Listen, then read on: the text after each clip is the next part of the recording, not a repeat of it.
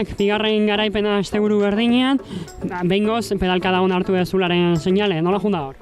Bueno, gaur lasterketa taldea lan oso polita egin du, iesaldi horretan sartu dugu eta gero izan da bi igoera gogorra eta azkenengo igoera natxitua lehenengo kontrolatzea eta gero nire erasoa jotzea eta ja helmugar arte.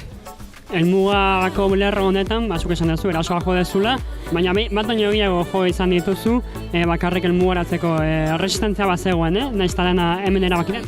Bueno, azkenean nire erasoa jotzea eta lehenengo probatu dut ikusteko nola zegoen beste taldeak edo beste ribalak, baina gero esan dit hemendik kilometro bat helmugar arte dago eta nire topera joatea, erasoa gogorra jotzea eta ja helmugar arte.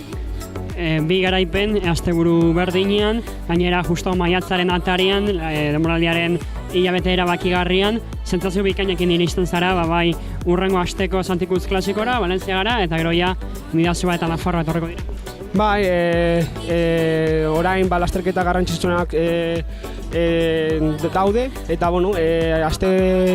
aste batzuet gaixotasun bat eukin nuen, baina orain forma ona dauka eta oso motivazio handia aste hau eta gero eta Santikutz eta Valentziaga esan duzu moduan lasterketa oso politak dira eta ikusiko dugu nola doa. Sorten. Eskerrik asko.